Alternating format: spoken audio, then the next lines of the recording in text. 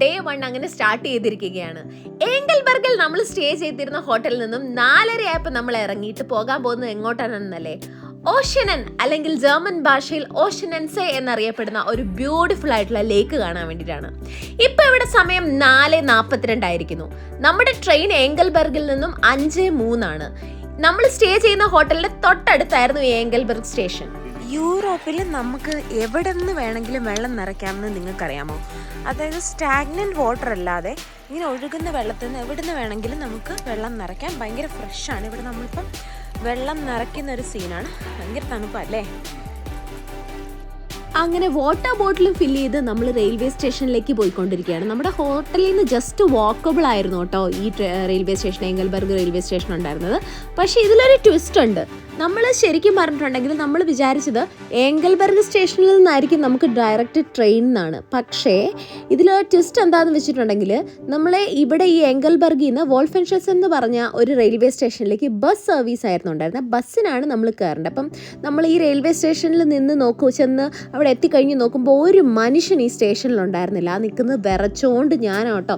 തണുപ്പെന്ന് പറഞ്ഞാൽ ഒരു രക്ഷയില്ല, സഹിക്കാൻ പോലും പറ്റാത്ത തണുപ്പായിരുന്നു കേട്ടോ. ഏറ്റവും അത്ഭുതം ഞങ്ങൾക്ക് തോന്നിയെന്ന് വെച്ചാൽ ഇവിടെ എങ്ങും ഒരു മനുഷ്യനുമില്ല. അപ്പം ഞങ്ങൾ ആലോചിച്ചു, ദൈവമേ ഇവിടുത്തുകാരൊന്നും എന്താ പറയുക ഇത്ര രാവിലെ ഒന്നും എഴുന്നേറ്റ് പോകാത്തതുകൊണ്ടാണോ ഒന്നും കാണുന്നില്ല. അപ്പം നമുക്ക് മൊത്തം കൺഫ്യൂഷനുമായി. 5:03 നമ്മുടെ ട്രെയിനുമാണ്. അങ്ങനെ നമ്മൾ കറങ്ങിയപ്പോഴാണ് നമ്മൾ ഇവിടെ ഒരു ഡിസ്പ്ലേ കണ്ടത്. ആ ഡിസ്പ്ലേയിൽ 5:03 വോൾഫൻഷെസ് എന്ന് പറയുന്നുണ്ട്. അപ്പം നമ്മൾ 5:03 വരുന്ന ട്രെയിനും കാത്തിങ്ങനെ നിൽക്കുവാണ് കേട്ടോ. ഇവിടുത്തെ പ്രത്യേകത എന്ന് വെച്ചാൽ ഒരു മനുഷ്യനുണ്ടായിരുന്നില്ല, സ്റ്റാഫോ ഹെൽപ്പ് ഡെസ്കോ ഒന്നും ഉണ്ടായിരുന്നില്ല. ശരിക്കും പറഞ്ഞാൽ മൊത്തത്തിൽ ചുറ്റിക്കറങ്ങി. അങ്ങനെ ഇരിക്കുമ്പോഴാണ് ഞങ്ങൾ മൊത്തം ഒന്ന് റൗണ്ട് അടിച്ച് വരുമ്പം അവിടെ ഒരു ചേട്ടനെ കണ്ടു. ആ പുള്ളിക്കാരനൊരു ഇന്ത്യക്കാരനായിരുന്നു. ദൈവഭാഗ്യം കൊണ്ട് അദ്ദേഹം നമുക്ക് പറഞ്ഞു തന്നു, ഈ വോൾഫൻഷെസിലേക്ക് ഇവിടുന്ന് നമുക്ക് ട്രെയിൻ ഇല്ല. നമ്മൾ എന്നാ ചെയ്യേണ്ടതെന്ന് വെച്ചിട്ടുണ്ടെങ്കിൽ ഇവിടുന്ന് വോൾഫൻഷെസിലേക്ക് നമുക്ക് ബസ്സാണ് ഈ 5:03 ബസ് ഇറങ്ങി വോൾഫൻഷെസിൽ നിന്നാണ് നമുക്ക് ട്രെയിൻ ഉള്ളത്. ഭാഗ്യമായി ആ ചേട്ടനെ കണ്ടിട്ടുള്ളത് തന്നെ.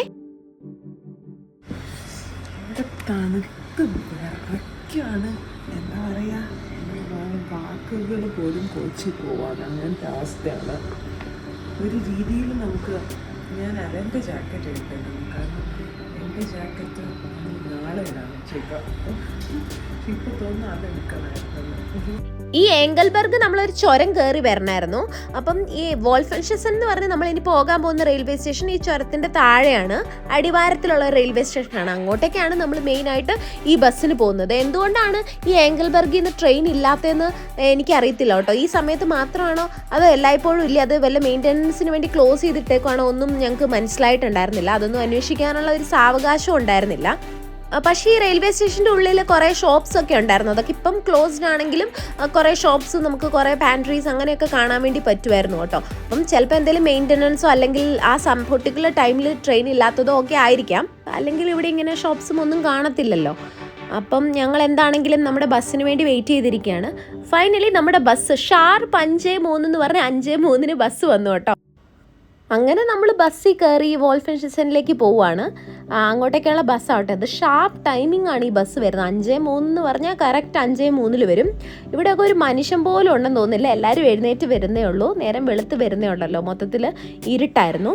അപ്പം നമ്മുടെ ഫസ്റ്റ് സ്റ്റോപ്പ് ഗ്രേഫ് നോട്ട് എന്ന് പറഞ്ഞാണ്. അവിടെയൊക്കെ ഡിസ്പ്ലേയിൽ, വണ്ടീൻ്റെ തന്നെ ഡിസ്പ്ലേയിലെല്ലാം എഴുതി വെച്ചിട്ടുണ്ട് നെക്സ്റ്റ് സ്റ്റേഷൻ. അതുകൊണ്ട് ഭയങ്കര എളുപ്പമായിരുന്നു നമുക്ക്. അങ്ങനെ നമ്മുടെ റെയിൽവേ സ്റ്റേഷൻ എത്താനായി കേട്ടോ. ഈ ബസ്സിൻ്റെ ലാസ്റ്റ് സ്റ്റോപ്പ് ഈ വോൾഫൻഷെസ് തന്നെയായിരുന്നു. ഇപ്പോൾ ഇവിടെ ഇതാ നേരം പുലർന്ന് വരുന്നുണ്ട്. അതുപോലെ തന്നെ സമയം 5:30 ആയിട്ടുമുണ്ട്. 5:30ക്കൊക്കെ കുറച്ച് നല്ല രീതിയിൽ സൂര്യപ്രകാശമൊക്കെ ഉണ്ട് കേട്ടോ. ഇവിടുത്തെ ട്രെയിൻ ആണെങ്കിലും ബസ്സാണെങ്കിലും ഒക്കെ കറക്റ്റ് ടൈമിങ്ങും അതുപോലെ നല്ല നീറ്റും ക്ലീനും ആയിരുന്നു കേട്ടോ. പറയാതിരിക്കാൻ പറ്റില്ല. അത്ര അടിപൊളി സർവീസ് ആയിരുന്നു കേട്ടോ. അതുകൊണ്ട് ആൾക്കാർക്ക് ഇവിടെ ട്രാവൽ ചെയ്യാമെന്ന് പറഞ്ഞിട്ടുണ്ടെങ്കിൽ വളരെ ഈസി ആയിട്ടുള്ള കാര്യമാണ്. അതുപോലെ തന്നെ പബ്ലിക് ട്രാൻസ്പോർട്ട് യൂസ് ചെയ്ത് പോകാനും പറ്റും. ഈ ബസ്സിലൊന്നും തന്നെ അധികം ആൾക്കാരൊന്നും ഉണ്ടായിരുന്നില്ല കേട്ടോ. ഫുള്ളായിട്ട് വേക്കൻ്റ് ആയിരുന്നു. അങ്ങനെ ഞങ്ങൾ ഫൈനലി ഇതാ നമ്മുടെ റെയിൽവേ സ്റ്റേഷനിലെത്തി. നോക്ക്, അവിടെ നമുക്ക് ട്രെയിൻ ഇപ്പോൾ കാണാൻ പറ്റും. ഈ ട്രെയിനിൻ്റെ തൊട്ട് മുന്നിലായിട്ടാണ് നമ്മുടെ ഈ ബസ് കൊണ്ട് സ്റ്റോപ്പ് ചെയ്യുന്നത്. അതുകൊണ്ട് ഭയങ്കര കൺവീനിയൻ്റ് ആണ് കേട്ടോ. ഇറങ്ങാനും അടുത്ത വണ്ടി പിടിക്കാനും ഒക്കെ ഭയങ്കര കൺവീനിയൻ്റ് ആണ്. ശരിക്കും പറഞ്ഞാൽ ഒറ്റയ്ക്കൊക്കെ നമ്മളൊരു സ്ഥലം എക്സ്പ്ലോർ ചെയ്യുമ്പം, അതും പരിചയമില്ലാത്ത ഒരു രാജ്യത്ത് നമ്മൾ എക്സ്പ്ലോർ ചെയ്യുമ്പോൾ ഭയങ്കര ഡിഫിക്കൽട്ടായിട്ടുള്ള കാര്യമാണ്. പക്ഷേ ഇവിടെ നമുക്കെല്ലാം ഭയങ്കര സ്മൂത്തായിരുന്നു. അതുപോലെ സ്വിറ്റ്സർലൻഡ് എന്ന് പറഞ്ഞിട്ടുണ്ടെങ്കിൽ one of the most safest country കൂടിയാണ് കേട്ടോ. അങ്ങനെ നമ്മൾ ട്രെയിൻ കയറാൻ വേണ്ടി പോവുക കേട്ടോ. ഈ ട്രെയിന് ലുസേൺ അതുപോലെ തന്നെ എങ്കൽബർഗ് ഇന്റർലേക്കൺ എക്സ്പ്രസ് ആണ്. നമ്മളിപ്പോൾ പോകാൻ പോകുന്നത് ലുസേണിലേക്കാണ്, അതായത് എങ്കൽബർഗ് ടു വോൾഫൻഷെസൻ ടു ലുസേൺ, അങ്ങനെയാണ് നമ്മൾ പോകുന്നത്. പിന്നെ നിങ്ങൾക്ക് ഈ ട്രെയിനിൽ 2 ക്ലാസ് ആണുള്ളത്, first class and second class. First ക്ലാസ്സിൽ ഒക്കെ 1 എന്ന് നല്ല വൃത്തിക്ക് എഴുതി വെച്ചിട്ടുണ്ടാവും, സെക്കൻഡ് ക്ലാസ്സിന് 2 എന്ന് എഴുതി വെച്ചിട്ടുണ്ടാവും. നമ്മൾ സെക്കൻഡ് ക്ലാസ്സിലേക്കാണ് കേട്ടോ കയറാൻ വേണ്ടി പോകുന്നത്. ഫസ്റ്റ് ക്ലാസ് കുറച്ചുകൂടി എക്സ്പെൻസീവ് ആണ്. അപ്പോൾ നിങ്ങൾക്കാണ് SBB എന്ന് ഇവിടെ എഴുതിയിരിക്കുന്നത്. SBB ആണ് ഇവിടുത്തെ റെയിൽവേ പ്ലാറ്റ്ഫോമിൻ്റെ കംപ്ലീറ്റ് പേര്. ഇതേപോലെ തന്നെ SBB എന്ന് പറഞ്ഞ ആപ്പ് നമുക്ക് ആൻഡ്രോയിഡിലും iOSലും നമുക്ക് ഡൗൺലോഡ് ചെയ്ത് നമുക്ക് യൂസ് ചെയ്യാൻ പറ്റും. നമ്മുടെ ട്രെയിനിൽ മോസ്റ്റ് കൺവീനിയൻറ്റ് വേ നമുക്ക് ട്രാവൽ ചെയ്യാൻ പറ്റുന്ന ആപ്പാണ് SBB. അപ്പോൾ ഞങ്ങളെടുത്തത് സേവർ ഡേ പാസ് ആയിരുന്നു. അത് 1 ഡേ കംപ്ലീറ്റ് അൺലിമിറ്റഡ് ട്രാവലിലുള്ള പാസ്സായിരുന്നു സേവർ ഡേ പാസ്. അങ്ങനെ നമ്മൾ ആദ്യമായിട്ട് സ്വിറ്റ്സർലൻഡ് ട്രെയിനിൽ കയറി കേട്ടോ.